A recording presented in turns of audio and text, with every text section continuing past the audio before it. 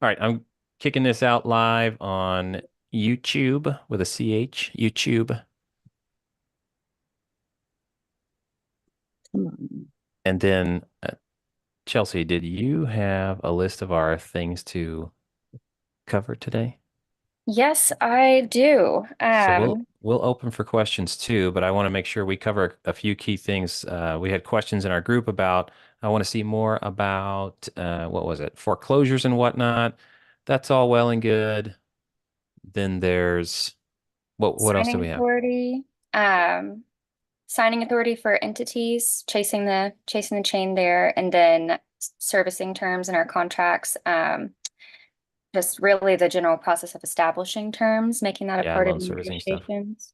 Foreclosures, probate, if we decide to go there, if you decide to go there. And those are the main four. There's a couple other, but Chill. Okay. Excellent. So today, by the way, I stopped doing management meetings and stuff like that. I am moving more to business owner duties than I am day-to-day operations. So that's interesting and exciting for me as a business owner. But I took a pause from all that because I want to make sure we cover some pretty important stuff for you guys on Facebook, Instagram, YouTube, etc. There's just stuff that we hit on our daily, well, twice weekly trainings. I only run two of our twice weekly trainings, and then we've got team leads running the daily trainings. Do you do any of those, Chelsea? not currently.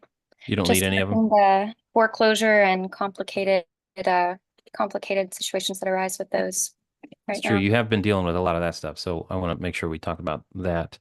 Yeah, In fractional other client is where I'm other at. good news, I am still getting paid from my seller in Colorado.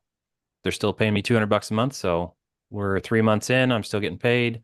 Primo. That's fantastic. And I've got the property rented out in Pueblo. So, yeehaw. Nice. Real good news. You guys coming in, welcome. Thank you. Do you have any active questions, pressing issues? If not, we've got plenty to chat about. Okay, just Uh, raise your hands. oh, Rich, go ahead. yes. Yeah, this is actually my first call. So Welcome. don't really know the structure of the format, but I figured I'd jump in, listen, and then also uh participate as I see. But I do appreciate what you've been putting out there. I saw your Thank YouTube you. video on the calculator, and Ah, it was like I'm a big spreadsheets guy myself, so you spoke to my heart. yeah. Dude, I think the biggest thing for me, and I won't go on too long about that spreadsheet, but I love building a good spreadsheet and I put hours and hours and hours into it. And this Yes. principle of a mentor of mine told me a long time back, he said, anybody can build a machine to accomplish a goal, like a complex machine, right? You just bolt on a bunch of stuff and this machine will do it. Now, he's an electrical and mechanical engineer. He said, anybody can build a complex machine. The best engineers can create simple machines. They get the same work done. And I'm like, ooh, that's deep. As a builder, as a designer, engineer type brain, I'm like, okay, let me personify that. And so when I Yep. went to building the spreadsheet, that's what was affecting me was like, it needs to do quite a few things, but it needs to be simple, which means it can't do everything, right? I didn't build my spreadsheet to do all the things. Otherwise, you have to spend 14 minutes filling it out rather than 2 minutes getting a quick assessment. Yep, that's right. And then once you build it once, it's repeatable. You don't have to keep doing it over and over again. So again, I love it. I appreciate that. Um, I've been kind of following obviously Pace and kind of the Sub Yeah. Two community for a while, and I haven't done my first deal. I'm actually here in Okay. Florida, in Orlando. I've been looking at a couple, and yeah, just want to surround myself with people who get things done. I love it. Well, if you have questions along the way, feel free to raise your hand and Great. interrupt because I'll be doing diagrams and things like that. And I want to make sure you understand what you're looking at and have a chance. So that's anybody that's in here. And if you're not on the live, you can hit creativetc.io/event. And I believe you can get a link directly from that page. I'll have to check with my tech people and make sure that's still true. Chelsea, tell me Yes. about a foreclosure issue or probate. I think we've had both. The combined foreclosure and probate's like, ah. We try to turn those down, by the way, because they're nightmares. Well, and they cancel. I mean, I don't have an exact Yeah, statistic, frequently. but I feel safe to say 90% of the time. I feel really safe to say that. So So there's, what does that mean for the wholesaler business model, the person who's pursuing these things? If you're pursuing a foreclosure that's also probate, the likelihood of that deal going through is pretty low. yes, unless you know, I mean, this goes with anything, but unless you know what you're doing with probate, in my opinion, if you're running a wholesale operation and you're worried about cancellation rate and you're targeting files that tend to have probate, you really need to be specialized in probate. Offering solutions to the sellers in probate is the only way you're going to get those deals closed. And you're only going to understand the solutions if you understand the Situation, the issues. story, The golly. And issues. It's a whole nother nuance, just endless nuances with now probate. there is money to be made in probate, but learning to pick and choose the right ones and evaluate quickly, you're quickly going to burn a lot of time and energy to learn those lessons. I don't even know what all those lessons are, like how to pick the right probate deals. But if you got any tips and tricks, lay it on us.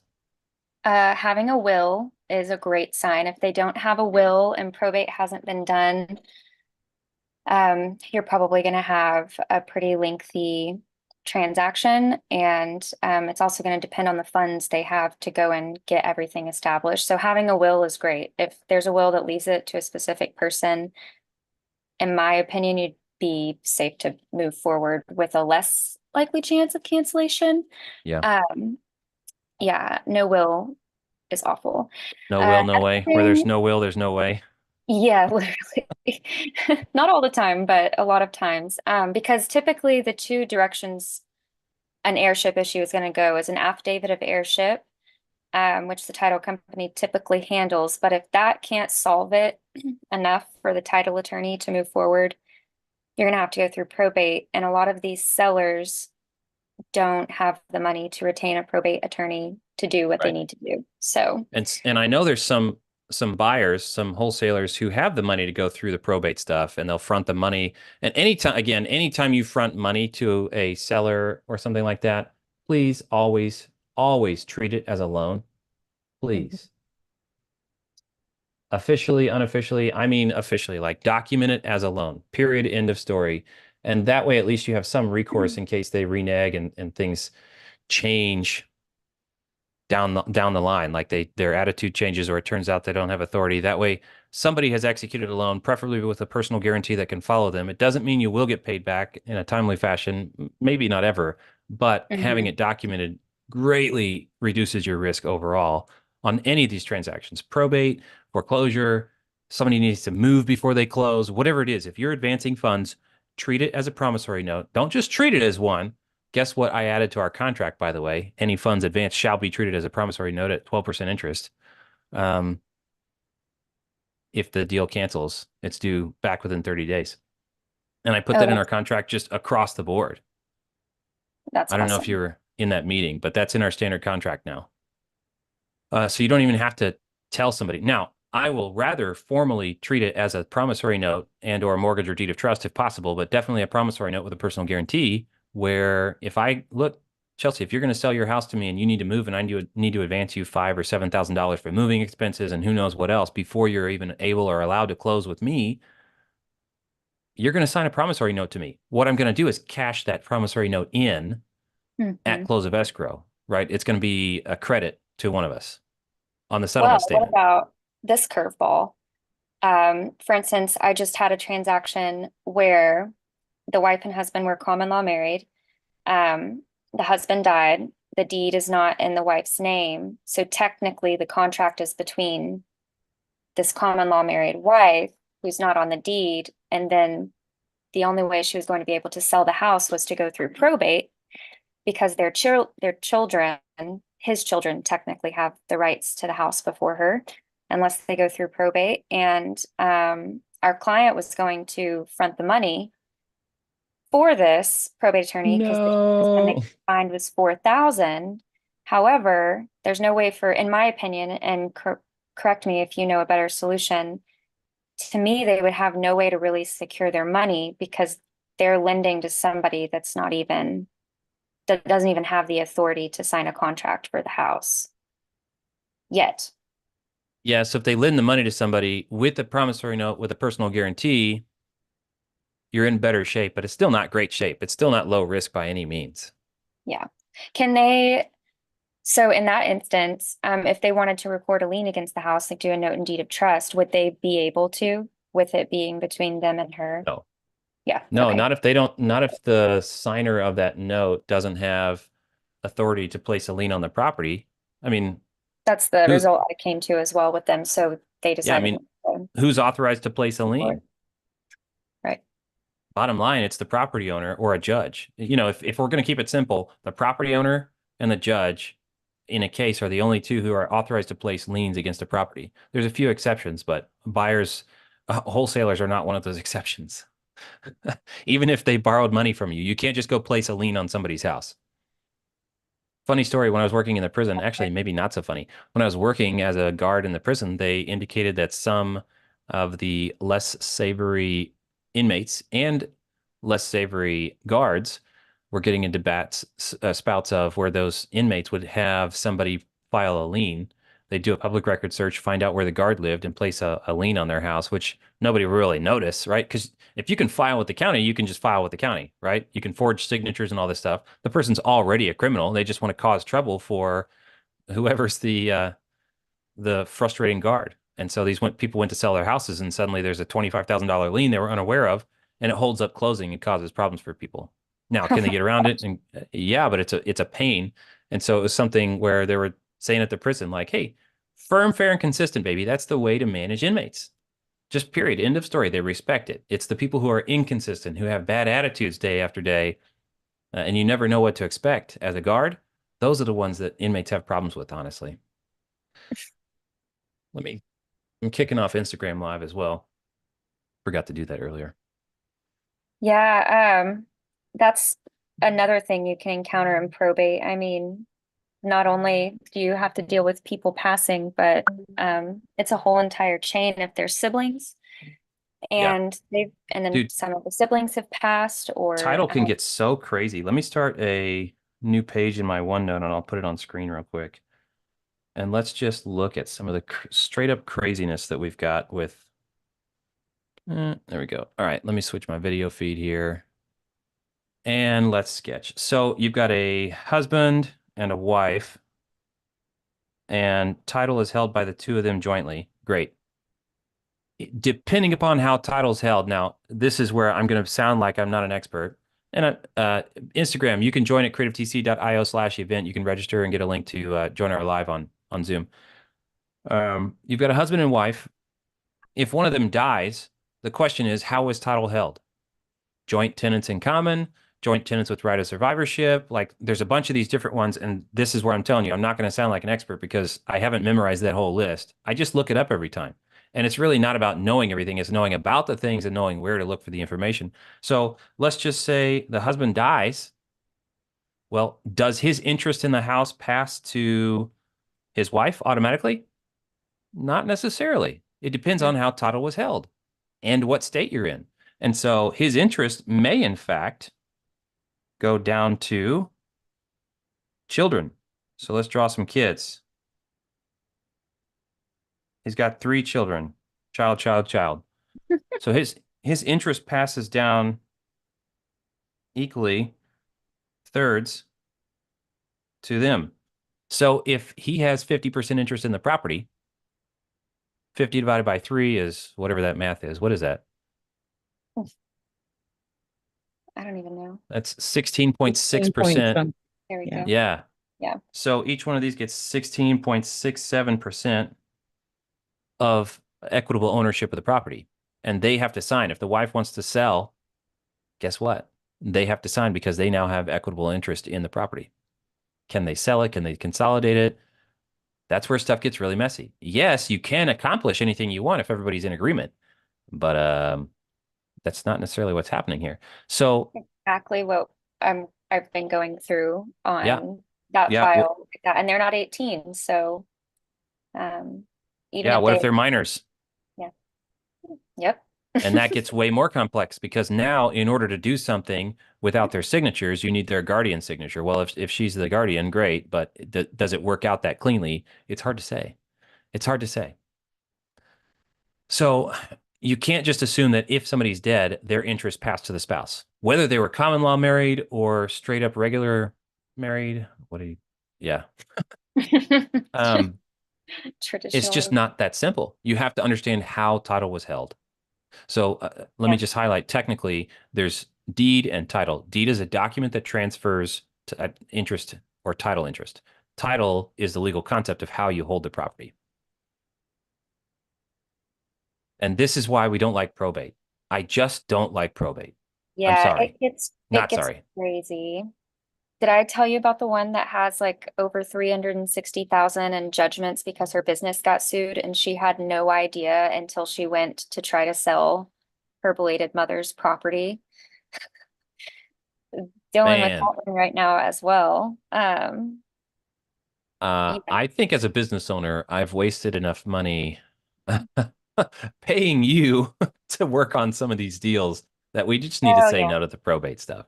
Well, even the wholesalers, I mean, they end up getting caught up in these in months and they end up being very meaty deals. So yeah, I would say Yeah. to bring that home and make sure you're very specialized in probate and Yeah, estate knowledge. if you're new to wholesaling and you want to get into foreclosure leads and probate and whatnot, you really need to pick and stick and commit and be in it for the long haul because the money is in the long term. It's in the long term follow-ups of learning how these deals are made, done. You probably get the best results when you super localize your work to a local a sub-market where you have relationship with probate attorneys and maybe they'll take pay on contingency and things like that. You can negotiate some of these Yeah. little bits and You're, pieces.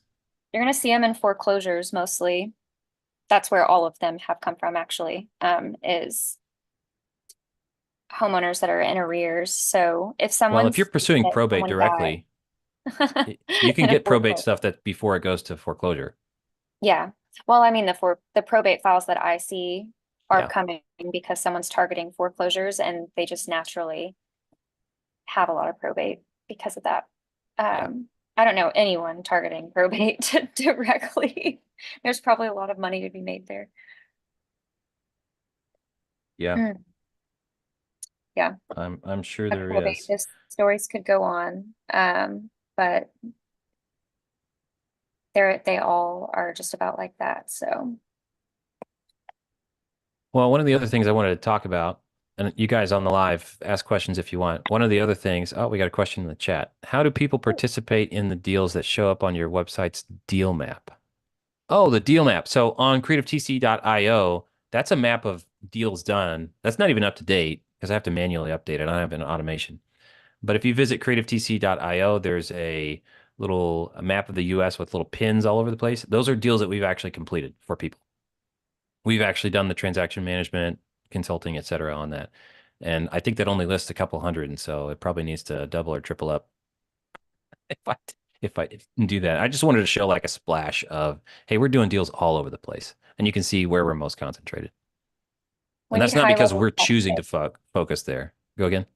I said we need high level tech that connects every time we click close deal to the map and it just Yeah, pops up. it'd be nice just to add a row to that spreadsheet and update the map. That'd be pretty cool.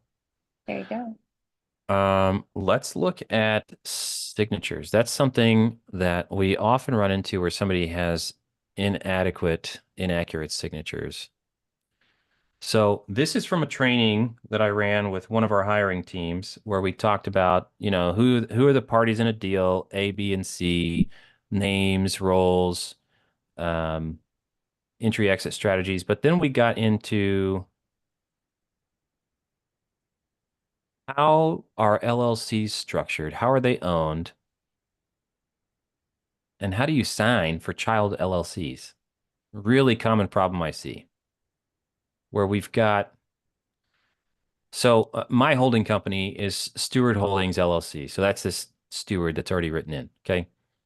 Well, I have a joint partnership on something Upper River LLC with a Joey, and he's got his own company. We're 50-50 owners. So how do you sign for Upper River? Well, you start getting into, well, is it manager managed? Is it member managed? What is it? And do you sign as a manager? Do you sign as a member? How do you chase down the authority? Ultimately, the problem that we need to solve when it comes to, you see a signature on a deal. So who has authority? Where did what's the source of authority so I can believe that this document or this company is authorized to buy or sell this real estate? Well, we have to see the operating agreement to see, is this member managed or manager managed? Who has the authority to sign? Does it have to be unanimous? Does it have to have a resolution to vote to authorize one person to sign? Is there a single authorized signer? And if the company's owned by another company, then guess what? We have to bust up the chain and figure out, right? So here's this operating agreement with Creative TC in it on my screen. Creative TC is manager managed. Caleb is the manager. But guess who the member is? Guess who owns it? Stewart Holdings.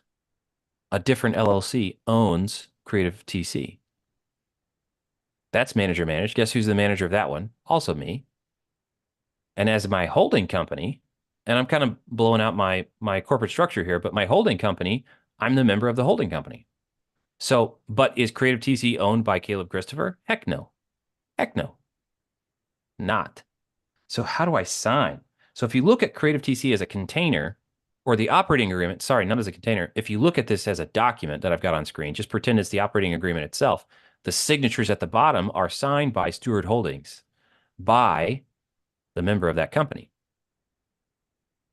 So it's like if somebody sees all your docs or sees your purchase contract and has to chase down your authority, privately, your privacy is going to be busted. That doesn't mean publicly that you have to bust your entire privacy chain all the way back up. And I know privacy and anonymity are very important to people, but it's not like you can secretly not show that.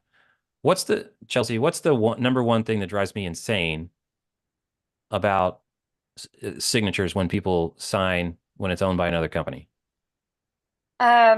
Well, one big one is when they just sign as like, if the company's name is ABC LLC, they sign ABC LLC instead of the name of the actual person that's signing. I know that one for sure. Yep, that's the number one.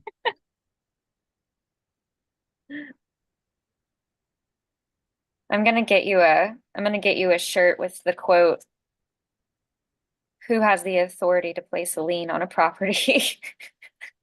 Because that's come up so many times the past couple of trainings in so many different situations. Yep.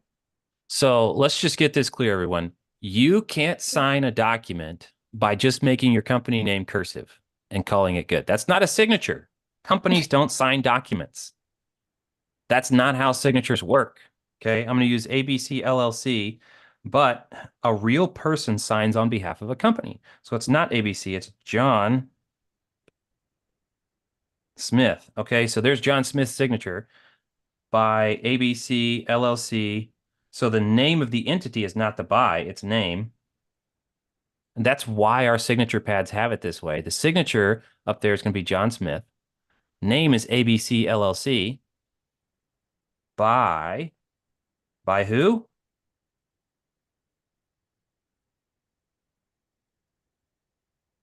Oh, but what about my anonymity?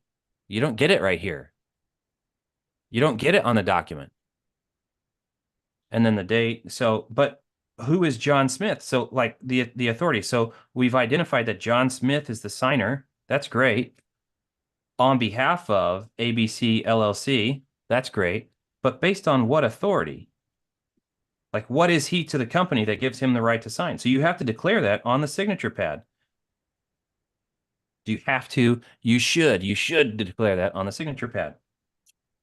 And that's why we have the it's. So our signature section has the cursive signature of a real person, the name of the entity that they represent, the name of the person in plain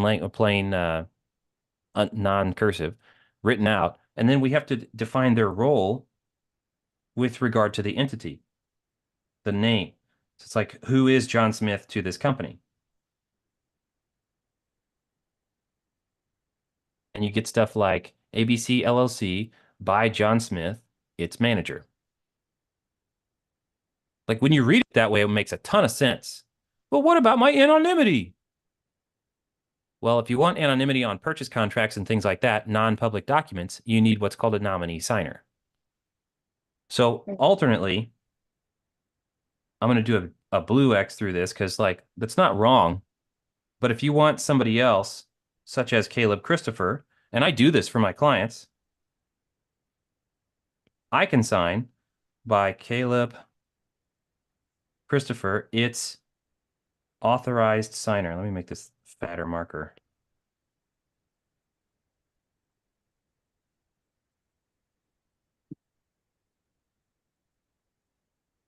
Have you guys on the call seen this? Nominee signatures is what we call it. I mean, Chelsea, I'm not volunteering her. I'm just saying Chelsea could sign your purchase contracts, anything. Like you can have your cousin or a bum on the street do it, right? You just get an agreement. It's a separate agreement you have to sign with somebody that authorizes them to sign on behalf of the company. And what they do is they sign whatever you send them to sign and tell them to sign. They can do that for pay. They can do it not for pay. But that's one way to maintain privacy, even on non-public documents. Where that really matters the most, if you want privacy, is you need that on any publicly recorded document, any declaration of value that goes back to the county, any of the account names, any of the mortgage or deed of trust, things like that. Contract for deed, anything that gets posted to public record. If you're looking for absolute privacy, you need somebody else to sign. Does that, we have a question. Does that authorized signer require notarization? Absolutely. Remember, a real person signs. If you get nothing else out of this topic, a real person signs a document. A company does not cursive sign a document. It's always a real person. Now, who that real person is just has to follow a chain of authority. Like we have to be able to determine that that person is actually authorized to do that signature on behalf of the entity. Otherwise, anybody could just Yeah, sign a contract, anybody could just go order your documents online, and send them to a title company, sign as you, and keep going. You know what I've been seeing a lot is a lot of clients get their entity set up through Prime Corporate Service. You know, they just go and they order the standard package that is educated to order in step 2, and then they don't really understand the documents that they have. Or anything about signing authority, their right. operating agreement, all of those things. So, And nothing um, on Prime, but they don't no, not educate at people all. on how to sign. But also, nobody does. Nobody trains people how to sign documents. Number one, most operating agreements we get are what? At the bottom, Chelsea, what do you normally find? Blank, completely blank. Normally, they're not signed. People Yep. send us blank operating agreements all the time, which means it hasn't been adopted. It's not in force yet. So that's cool. When you guys start an LLC, please sign your operating agreement. Step 1, save a copy of it. Cool. Scan it back in. That's step 1. But step 2 is like, how do you sign documents and agreements? And so maybe I should just produce a little mini course on how to sign documents and just make it a free thing for people to register. So here's the 2 different ways you sign. One is as a company, you sign John Smith or nominee. So I've already made a mess of this thing, by the way. But the name of the entity signing is the company. Who's actually being represented? ABC LLC. Well, who's representing them? John Smith. How is he qualified to represent them? Well, he's the manager. Okay, cool. That's the chain of authority for this entity and for the signature here. So I can base my decision on, yes, this is a valid contract on that authority. Next is if John Smith is in an individual capacity, well, the name of the entity is the person. John Smith is an entity. The 123 Main Street Trust is an entity, right? Anything can go in this name block that is a legal entity authorized to enter into contracts, whether it's a person, a business, a trust, or I don't know what else. Who knows? Corporation. Okay. So John Smith, well, who's signing on behalf of John Smith? So we have the name. This is the entity. John Smith is signing on behalf of John Smith. How? Well, it's because it's his self. Oh, so when would somebody else, Chelsea, sign on behalf of John Smith? Maybe if they had power of attorney. Yes, yes. Okay. And let's just go with this format again. So let's pretend I have power of attorney for John Smith. Guess what? Caleb Christopher does not sign John Smith in cursive. That's not how you sign power of attorney. Please, people. So Caleb Christopher signs. Who's the name of the entity represented? Chelsea? John Smith. Right? Yep. Yep. But how? People say. How does Caleb sign for John Smith? Who's the by? Technically, it would be by John Smith, but would it be by the power of attorney, actually? Who's the person doing the signature? Well, John Smith. No, John not if I Smith, signed. power of attorney, sorry. Yeah. So what's the name of the one person who signed? Caleb. Yeah. So you see a cursive signature, Caleb Christopher, bing bong, but it says John Smith is the person who's being signed for. How does that work? Because it's signed by Caleb Christopher. So like these two have to match. Well, by what power, authority, or basis does Caleb Christopher sign for John Smith? It's. We're on the it's.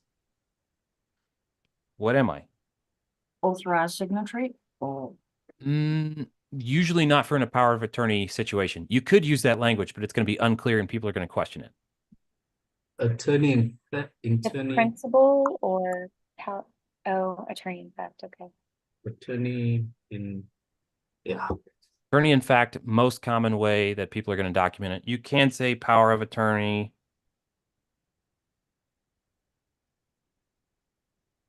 I get messier the faster I go. Attorney, in fact, is going to be the one you go with most of the time. So Caleb Christopher can sign Caleb Christopher for John Smith. By Caleb Christopher, it's attorney, in fact. And they're going to say, show me that power of attorney so I can authorize your signature on this document. So we've covered 3 different signature layouts. And again, they're already a mess. You probably have to go back and watch the recording to pick this up. But a real person, here's the key principle. A real person signs a document. A company does not sign in cursive. That's not a signature, not a valid contract. So John Smith signs, the name of the entity is his business, ABC LLC, by the actual name of the person who actually signed the document. And then what's their role in the company? By what authority do they sign? Manager, authorized signer, member, etc. And you get the date. Next, so that was for a company signature. Next, we have in your individual capacity, you sign John Smith. Name is John Smith. The person signing, the by, is John Smith. It's what? What relation does John Smith have to John Smith? Well, that's his self. So he's self-authorized. Next is a power of attorney. Caleb Christopher signs. The name of the entity is John Smith. But the signer who signed, the by, is Caleb Christopher. And his authority is it's attorney in fact.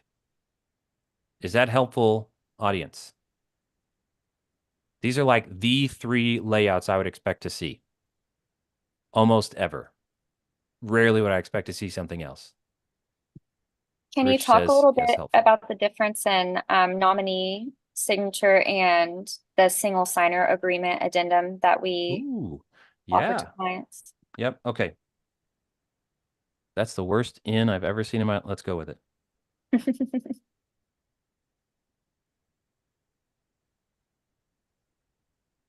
Nominee versus single signer. Does anybody in the audience already know the difference? We can talk conversationally about it. Thank you for prompting me, Chelsea. I love the Well, prompts. you are welcome. I just encountered this a couple of days ago, so. Nobody?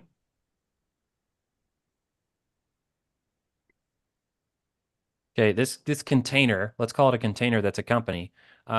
Instagram, you should be able to find us on creativetc.io/event. There you go. And you can pop into the live Zoom and see the screen share. So let's say this container is the company. Well, where would you get, I'm going to draw circles for signers. Which one lives where? Nominee versus single signer.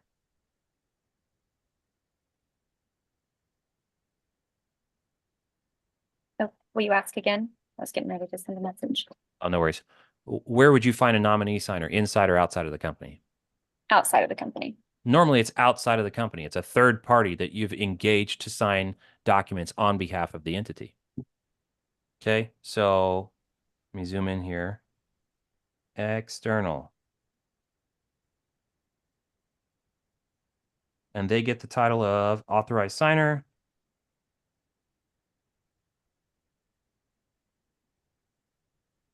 Usually. You can call them whatever you want.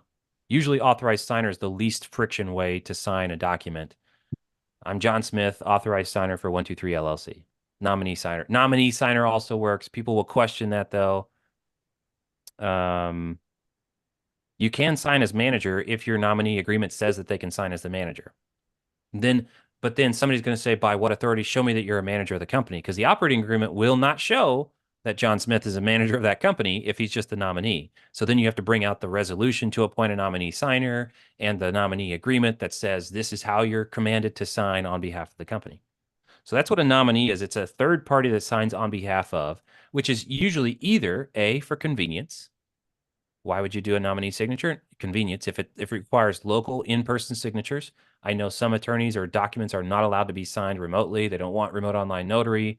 So you can authorize whether power of attorney or nominee signatures. Ooh, I should do versus POA. Oh yeah, that would be good too. Yep. So that's one reason. But the primary reason I see people use nominee signatures is they want privacy on documents that are going to be recorded on the public record. The Fernando says, are we live only on Instagram? No, on my YouTube channel, Caleb Christopher himself, it's live on there as well. And we've got a live Zoom. You can sign up for these Zooms at creativetc.io/event. Thank you. And Fernando, thank you for promoting and helping people out in the chat last time. Okay, so a single signer is going to be, let's do blue. You would expect to find a single signer inside the company. Do you need a single signer if there's only one member? No. Nah. No. You don't need that. So this is, I'm going to just clarify, multi-member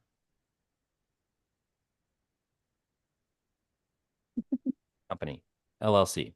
I see this very common with husband-wife combos where either the wife or the husband is actually running the business.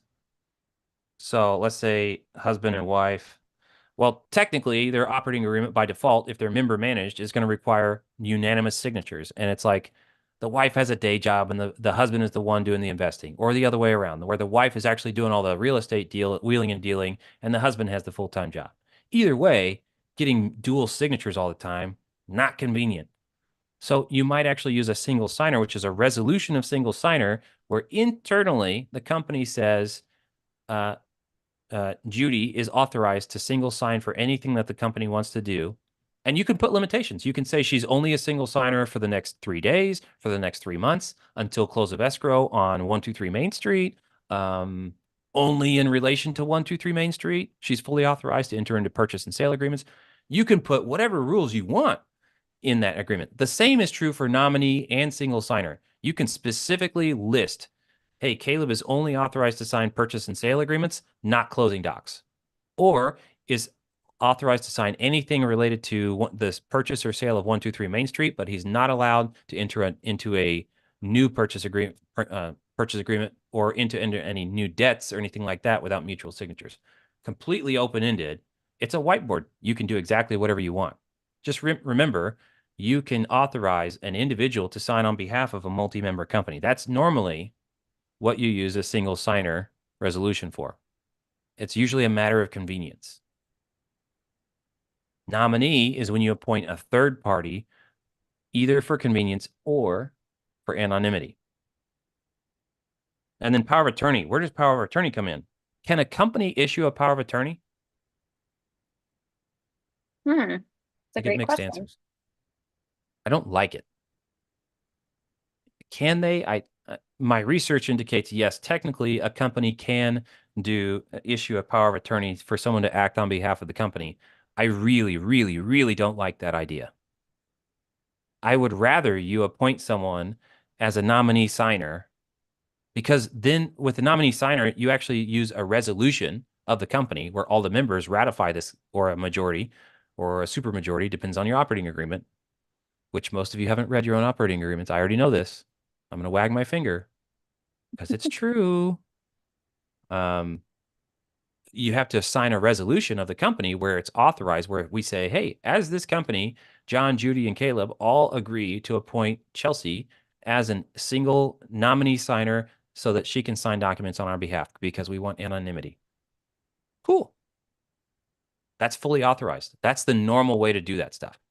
A power of attorney, nobody's compelled to approve or use or accept a power of attorney that you give them, right? If Chelsea signs something on behalf of Caleb Christopher and Grace Jordan, love you, Grace Jordan is the title company or whatever on the other end of things, she's like, I don't like this power of attorney. I'm not sure I trust it or believe it. I'd rather you go to somebody else. You can't sue Grace and say, you have to take this transaction or you have to believe this signature. She just doesn't have to. She can rely on a power of attorney, but she doesn't have to. So I'm not a fan of power of attorney for a business. And actually, a power of attorney, Chelsea, what if you had power of attorney for Caleb Christopher and Caleb was the manager of Creative TC? Can you sign company documents on behalf of Caleb? Great question. My immediate answer would be no. It would depend on what the company operating agreement says. That is the answer. It's always, it depends. It's always, it depends. But number two, it depends on what does the company operating agreement authorize a third party with power of attorney to sign on behalf of a member? The next question everyone should be begging themselves right now, what does my operating agreement say about that? Does it even speak to that issue? No, your operating agreement does not speak to that issue. I can all but guarantee it. The 4 LLCs everybody that has, whether from PCS or Wyoming LLC attorney or whoever, and I tend to use Wyoming LLC attorney. I like their interface, man. By default, they don't regulate that.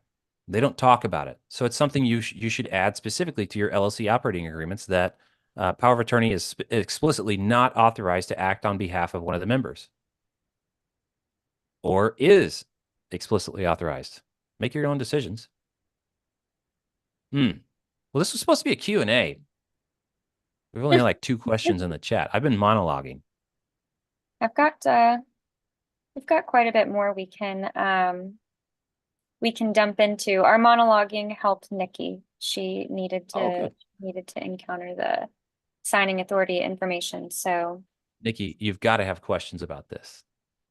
You have a specific situation. How can I speak to it? Unless you're like surrounded by screaming children. So funny. Okay, I actually do.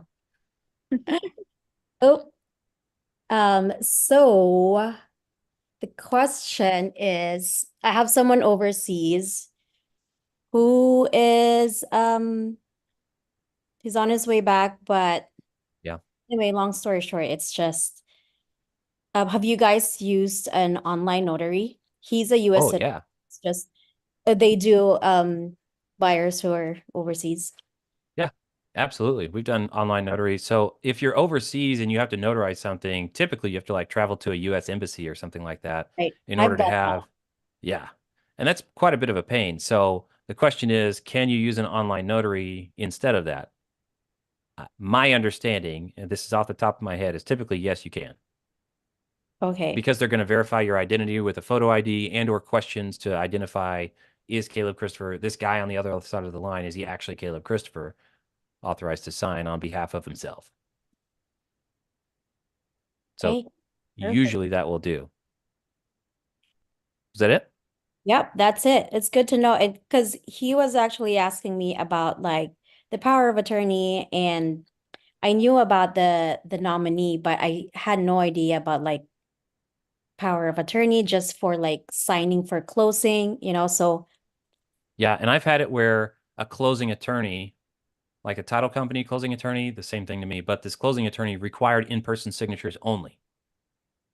Really? Come on, man. We got remote buyers. What can we do? And they don't want mail out stuff because they don't trust any other notaries. And so what they did was they had a power of attorney from the buyer who was remote so that the closing attorney could sign on behalf of the buyer. And I'm like, I don't like this. It works, but I don't like it. Can you just do like remote online notary? And they're like, nope. Fraud's too high. We don't trust it. Okay. All right. That is what it is. But yeah, I'm glad we could help with that. Thank you. Yeah, good luck. You'll have to give us an update on how it goes. Ava says, how do we sign for a land trust where the LLC is the trustee then? Ooh, I love it. Thank you. That's a great question. Those get super confusing, and I'm glad you asked because I forgot to cover that. So let me throw that on screen real quick. All right, so we've got the, I'm going to say 123 Main Street Land Trust.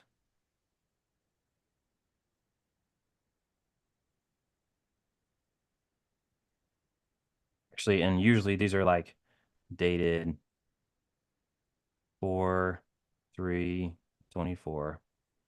Normally they'll have all that information on there.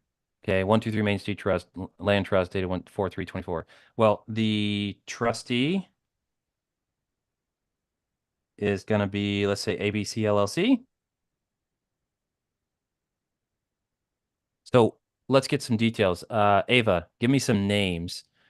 You can make, no, actually, I'll just use John Smith. That way nobody accidentally discloses something they shouldn't. So the trustee is ABC LLC, but ABC LLC is its own container. What's inside of ABC LLC? Well, you've got a member and you may have a manager. The question is ABC LLC member managed or manager managed? If it's member managed, then the member has to sign. If it's manager managed, the manager can usually sign external. Oh, that's another thing. For an LLC, let's draw another box. Let's draw a pretty box. And write real messy on top. Manager, let's say this is manager managed.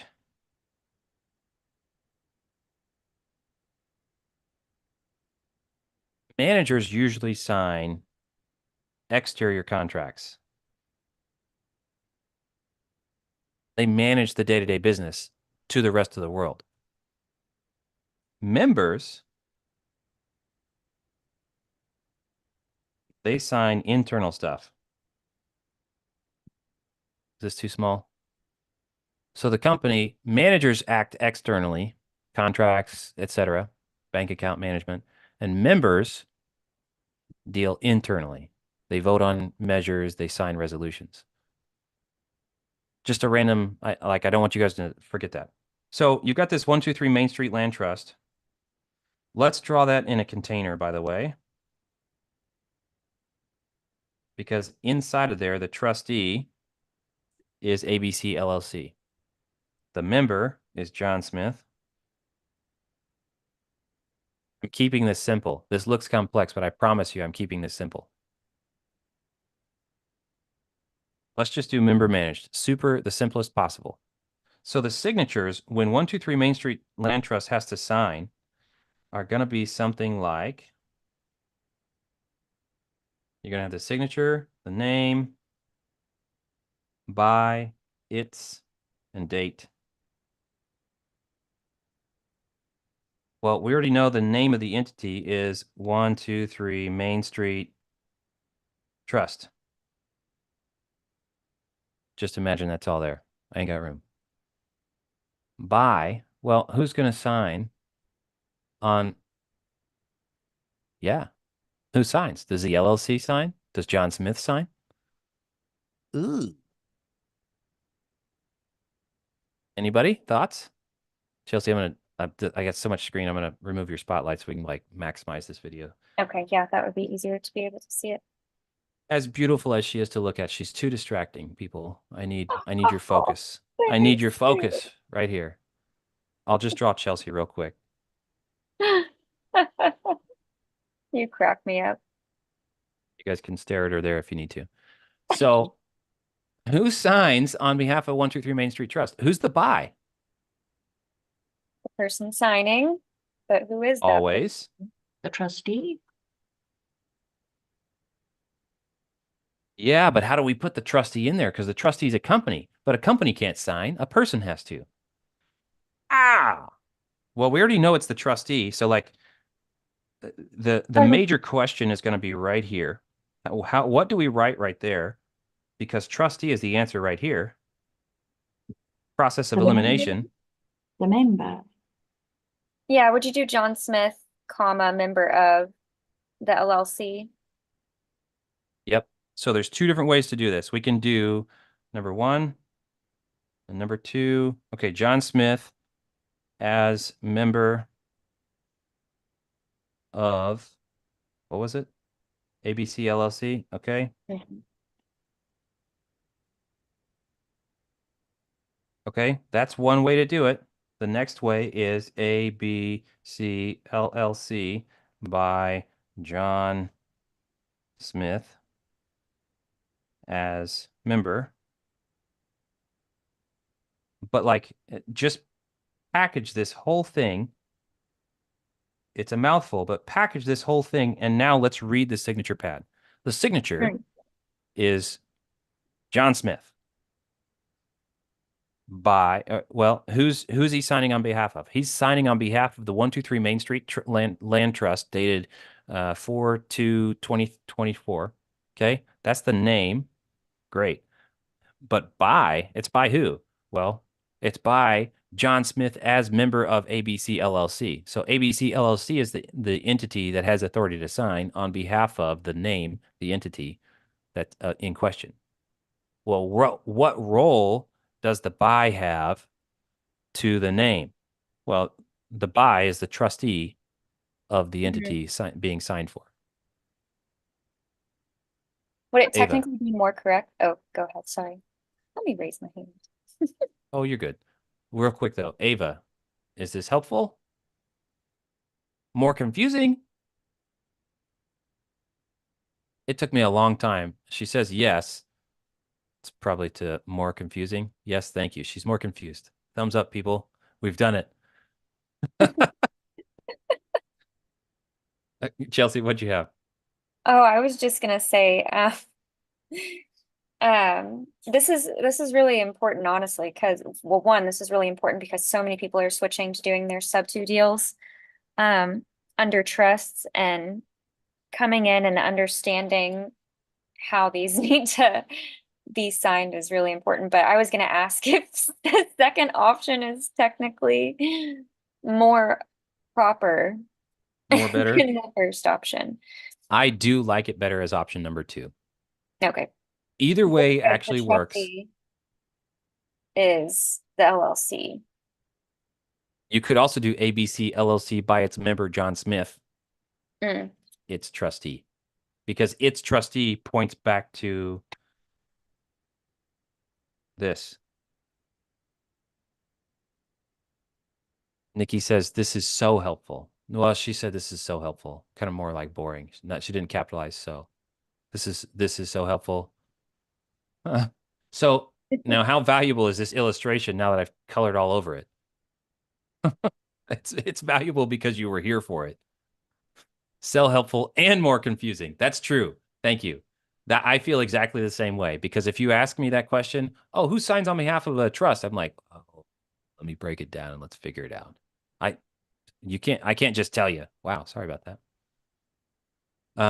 Ava says, now in the event an LLC that's a member managed by a Wyoming LLC that's itself manager managed by John Smith. Oh my goodness. Yeah, now you're talking. That's where it gets a little more complex. You get these nested signatures. And basically what happens is John Smith as the member of ABC LLC. Well, no, ABC is the one that's the trustee. So let's kill this and we'll call it Holding LLC. We could do manager. So let's do your scenario. John Smith as manager of Holding Co. LLC. And it gets to the point where you can write a whole paragraph just to represent somebody's signing authority. As member of ABC. Oh my goodness. Is that no fun or what? But that's the right way to do it, okay? So let's try to clean this up a little bit and make it look mo nicer. As Yeah, manager you might have to adjust the document templates. Yeah, you do. Oh, you Give it some definitely more do. space. Yep.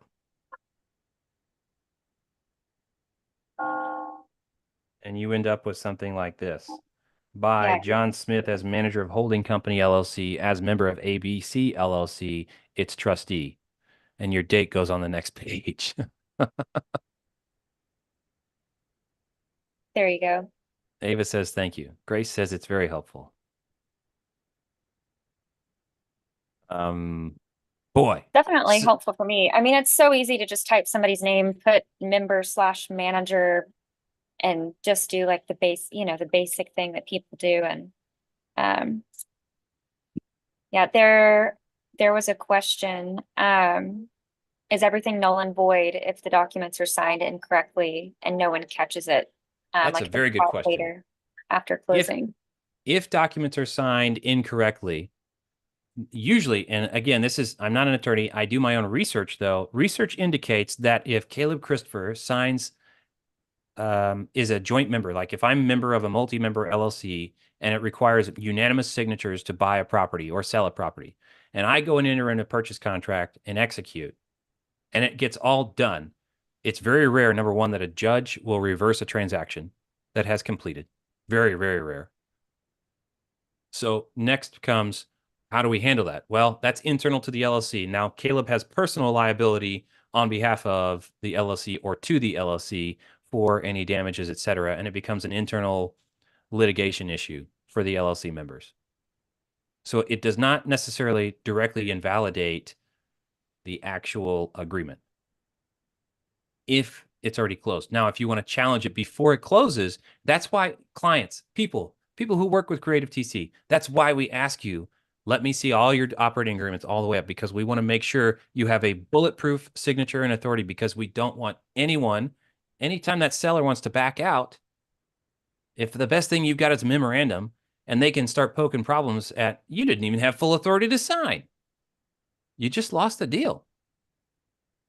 How much money are you going to spend in court to figure out that you got the wrong signatures? That's why this is how I advocate for you as a client, is please let my team look at your LLC docs. Number one, we're going to send them back to you so you sign them. Honestly, probably. Okay. Then when you send back Did the that signed ones, yesterday, twice. I don't have a problem with that, guys. I'm not even complaining about you. I'm just saying this is how much people need our help. We're going to send it back and make sure you sign. Actually, we'll throw it in our DocuSign and say, hey, here you go. Right? We'll help you make sure they get signed so that they're live, active, enforceable. And then we want to make sure that the signature structure is correct so that you have legally enforceable, valid, bulletproof contracts. It doesn't matter until it does, right? And it's annoying to people, but I'm like, listen, when it matters, it really matters. So let me help you. Yeah, this couldn't have come at a better time. I have a JV partner. They're not our client, but they're JVing and they're doing an addendum to bring him on as a buyer instead of just making a JV fee. And he doesn't want to send us his LLC docs. He wants them to just go directly to the title company. So you just gave me a much more graceful way to explain the importance of reviewing them for them. Well, Instead of took it 40 just being, oh, we just require it. There's yeah, it is. It's because we care. Yeah. It took 40 minutes to explain it, but we got there. Yeah. Okay, everybody. It has been an hour. I love you. I need to get back to so many things. So many things. I appreciate your attendance and any shares or likes, comments, whatever you've got for us. And if you haven't rated us on Google Maps, look up Creative TC on Google Maps for me and do me a favor. Thank you. Peace out, everybody.